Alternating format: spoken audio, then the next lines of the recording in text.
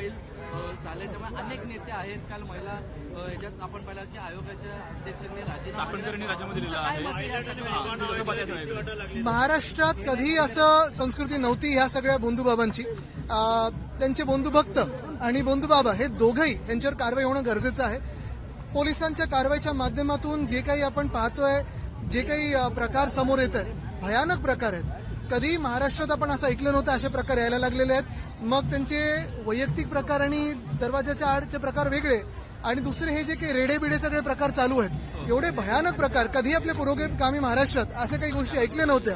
आणि त्याच्या आडून राजकारण होत आहे, हे भयानक आहे. मला वाटतं ह्यांची ज्यांच्याबरोबर फोटोज आहेत किंवा नावं आता गेल्या काही महिन्यांमध्ये आलेली आहेत, त्या सगळ्यांनी राजीनामा देणे गरजेचं आहे. मला वाटतं 9 की 10 मंत्री या मंत्रिमंडळातले त्यांचा राजीनामा फडणवीस साहेबांनी घेणं हे अपेक्षित आहे.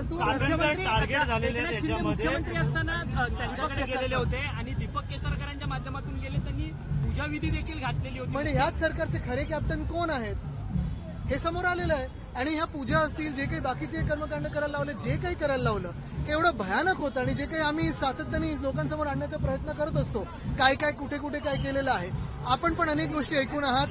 हेच मी सांगत आहे की याच्यावर कारवाई तर झाली, पण मंत्रिमंडळात जे लोक आहेत, जे बसलेत निर्लज्जपणे आता, त्यांचा राजीनामा देखील तेवढंच घेणं गरजेचं आहे. आरोपी करण्याची गरज आहे का त्यांना? या सगळ्या मोठा प्रकार घडला आहे, ते म्हणजे निवडणुकीदरम्यान मंत्र्यांमध्ये हमरीतुमरी झालेली आहे. जिल्हा परिषद पालकमंत्री त्यांना मारण्यात मला वाटतं जे स्वतः लोकशाही मारायला निघाले होते तेच आता आरोप करतात की लोकशाहीचा गळा घातला जातो. मुद्दा असा आहे की हे सगळं जे काही सर्कस चालू आहे, कुठे ना कुठेतरी महाराष्ट्रात ही थांबली पाहिजे. आणि आपण पाहिलं असेल, जे स्वतः गद्दार आहेत, पक्ष चोर आहेत, चिन्ह चोर आहेत, ते आता उलट्या बोंबा मारत आहेत. हे सगळे आता मजेशीर गोष्ट झालेली आहे. मजेची गोष्ट जरी बाजूला सोडली तरी आपल्या लोकशाहीवर खूप मोठे प्रश्न उपस्थित करणारी.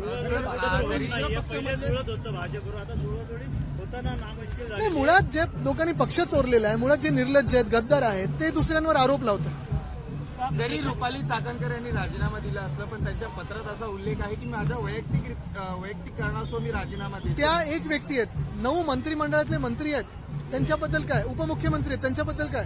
परंतु या सगळ्यांना सहारोपी करणं गरजेचं आहे का? बघा, सहारोपी हे वेगळं, चौकशीसाठी त्यांनी पदावरनं तरी राजीनामा दिला पाहिजे. परंतु या सगळ्या जी एसआयटी नेमली आहे त्यावरती आपला विश्वास आहे की अशा अनेक एसआयटी नेमल्या जातात. आता एसआयटी कुठच्या हेतूने नेमली आहे? नुसतं ह्या लोकांवर ताबा प्राप्त करण्यासाठी, कंट्रोल नियंत्रण आणण्यासाठी, की खरोखर कारवाई करण्यासाठी, हे कारवाईवरनं कळेल. आता अधिवेशनाचे अजून 3 दिवस उरलेत, आपण कशा प्रकारे आपल्या पक्षाकडून आता भूमिका मांडणार? 3 दिवस आहे, थांब.